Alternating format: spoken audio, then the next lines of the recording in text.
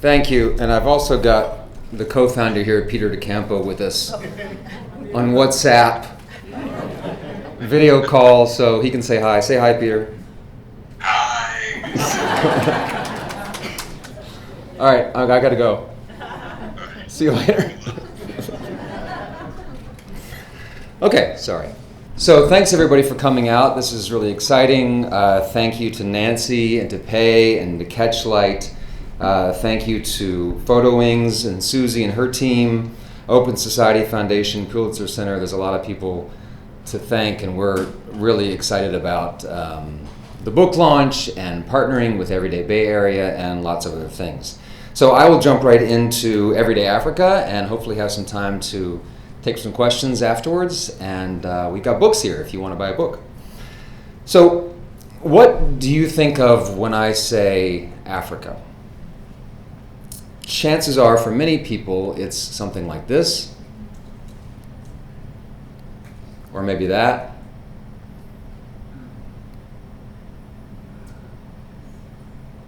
or even this. This was a story in the Times from a couple of days ago. There's nothing inaccurate about this story, but it's just amazing how much they managed to pack into one headline. A warlord and troops and hunting girls. Again, there's nothing inaccurate about this, but what's wrong with it is it's incomplete. You don't get to see the full story. Everyday Africa was started in an attempt to combat these kinds of views and stereotypes of that part of the world. This is the first Everyday Africa photograph. It was taken by Peter, who was just on the call a second ago, in Ivory Coast. In March of 2012, Peter and I were in Ivory Coast doing a story about a country that was trying to move on from crisis. It was a very important story and something that no one was really talking about at the time. So we were very committed to trying to get this story out to the world. And yet while we were there, we felt like we were sort of piling on. Yet another story of crisis from this part of the world. So while we were there, I had lived in Ivory Coast for 4 years, 2 as a Peace Corps volunteer and 2 as a foreign correspondent. Peter lived next door in Ghana for 4 years, so we knew that for most of the people, most of the time, life was actually pretty normal. So while we were reporting on our story, we started to take out our cell phones and just capture images of daily life.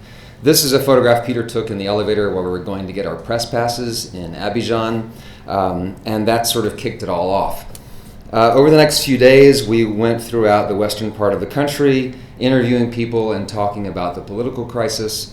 And we started to find that this was an interesting way of trying to document everyday life.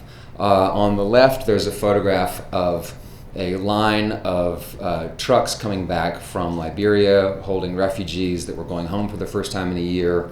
The photograph on the right is taken in exactly the same place at exactly the same time, but instead of telling the story of crisis, it's telling the story of what people were doing with their rehabilitation allowance, and they were buying DVDs on the roadside to watch a movie when they got home. This is the village of Niambli in western Ivory Coast. On the left is one of Peter's photographs of a village, a home that had been destroyed by soldiers just before we got there, a couple weeks before we got there. On the right, a young man that I was interviewing and again trying to get more stories of crisis and why are you guys fighting. And meanwhile, all he wanted to talk about was his favorite disc jockey and musician and nightclub and where he wanted to go dancing.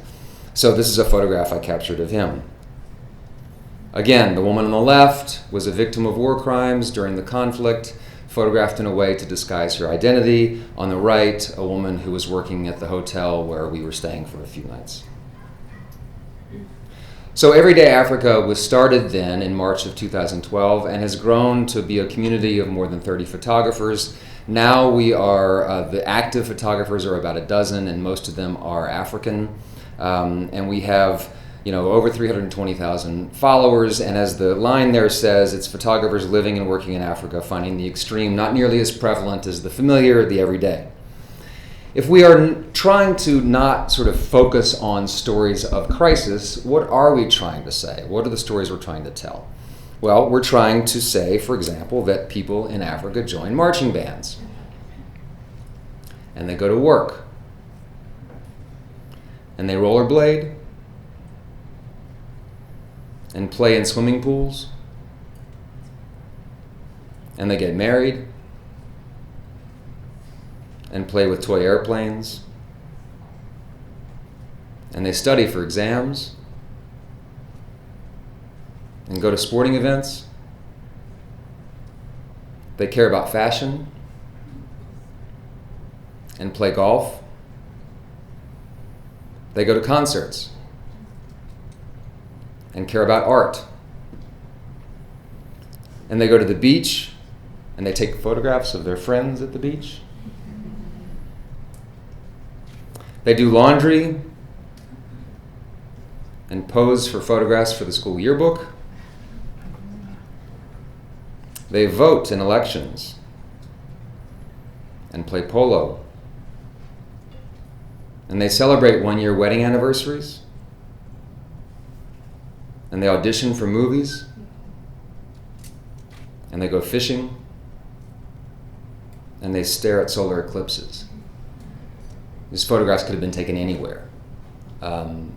And that's what we're trying to do. We're trying to take everyday moments that you might walk by any other day of the week and see as not worthy of capturing and find a way to make those interesting. It's not that we're saying that bad things don't happen. This is a photograph in Everyday Africa of a kid in a refugee camp in the DRC. A man who is persecuted against for being gay in Uganda.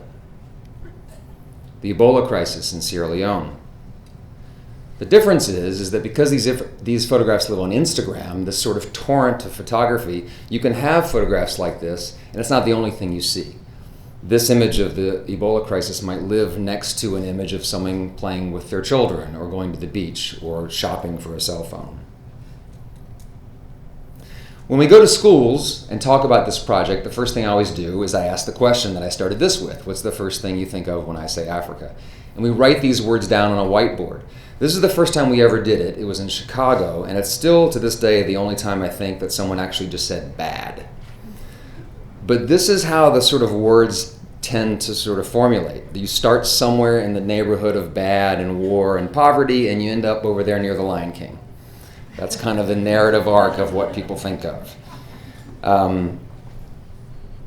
These impressions are in our heads because of the news that we see every day, and the movies that we watch, and the music videos, and the Sally Struthers commercial from when I was a kid, for 50 cents a day, you can save the life. That stuff gets burned in our brain, and that's what you think of when you think of this part of the world, and that stuff's hard to shake. So we've made word clouds to represent what American students think of when they think of this part of the world. And we did this over the course of a couple of years, and this was obviously during the Ebola crisis. And this is a representation of what kinds of things people were saying all the time. And one of the things that's interesting here is in the A of Ebola, really small under that is the word AIDS. 20 years ago, that would have been huge, and Ebola wouldn't have been there at all. So these are, this is a representation of the kinds of things people think of when they think of this part of the world. Now, I've done this workshop before with Peter in Kenya, and we asked kids in Kenya, what do you think of when we say Africa? And this is what they said. So there's some similarity here. There's poverty, there's wildlife, etc., but there's a lot of other kinds of words which sort of demonstrate a deeper and broader understanding about what life is really like for most of the people. We also asked those kids in Kenya, what do you think of when we say America? This is obviously pre-election, but just above fast food you might see Kardashians.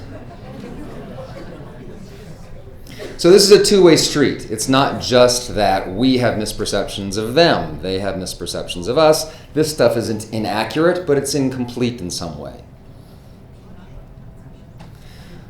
Shortly after starting Everyday Africa, about a year and a half later, we began to notice other everyday feeds, and they were cropping up all over the world. There was Everyday Asia, Everyday Middle East, Eastern Europe, Latin America, North Korea, Afghanistan, Bronx.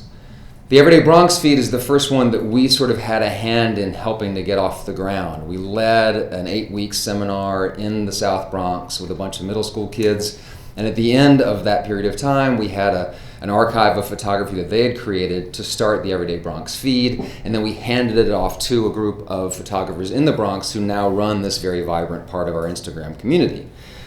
We have been trying to replicate this. We have done this in DC, we have done this in Chicago, we've done it in Atlanta, and now we're here in San Francisco to help Everyday Bay Area get off the ground. We've also found that it's become something that's not only a geographic, a way of talking about things geographically, but a way of talking about issues. So everyday incarceration is one of our feeds, which is not necessarily photographs of people in prison. It's photographs of families, for example, who are affected by their loved ones who are in prison. Everyday Black America. Everyday climate change. Everyday migration is one of the newer feeds that we have. Ramin Talai is here, and he's one of the people who help us run this feed. And this is an attempt, we very sort of specifically did not call it Everyday Refugee because we wanted to find other ways of talking about population movements that are not just about refugees. And then about a week or so after the election in November, a woman in Baltimore started Everyday American Muslim. So this is something that it's a concept that you can sort of apply. I mean, anyone in this room could go out right now and decide that they were going to start every day, fill in the blank. And as long as you're finding a way to tell stories that are true stories about your community in an everyday kind of way, it would sort of fit within the model of what we're doing. Everyday Everywhere is the umbrella feed of all of these. It's kind of the way that we are not only showing the sort of best of all the other everyday feeds, but it's also a way to highlight anyone out there in the world who is using the Everyday Everywhere hashtag. So we're able to sort of source that content and put that on the feed as a way of growing our community wider than just the official contributors. And Everyday Bay Area, which started just a few weeks ago, and we're really excited about the ways that that's catching on. Today we went to Balboa High School and to Berkeley High School, and we had some really great sessions with the teachers and the kids there talking about this very concept. How can you use the camera that's in your pocket already to not just take selfies or take pictures of your cat, but use it as a documentary tool. The Everyday Projects is now a nonprofit organization that we're organizing as kind of an umbrella group to lead the community forward. And we've also we have an official curriculum that the Pulitzer Center helped us build, and that's online. You can actually go to their website, find this, download it, and use it yourself. And this is what we did with the group of kids in the Bronx, which ended in an Everyday Bronx exhibition at the Bronx Documentary Center. If you're ever in New York, you've got to go to the Bronx and see the Bronx Documentary Center. It's a fantastic place run by a fantastic group of people. This is the workshop we did in Mombasa with the kids there showing off their work to fellow students and teachers at lunchtime.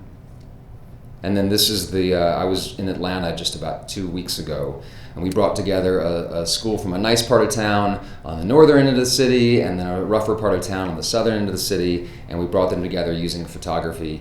And I started the whole thing off by leading a session with those classrooms in February, and then the local photographers kept coming back once every couple of weeks for the next few months to culminate in this event we had a couple of weeks ago.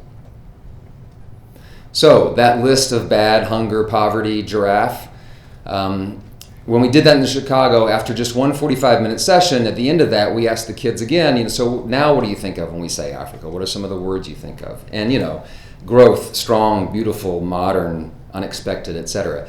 Part of this, yes, is that they're onto the game now and they know the kinds of things they're supposed to say. But in a lot of ways, it doesn't really matter. What matters is that we've made them start to think about this part of the world and other parts of the world in new ways. In our book, at the front of the essay that Peter and I wrote, is a quote from Chinua Achebe that I think has a lot to do with all of this.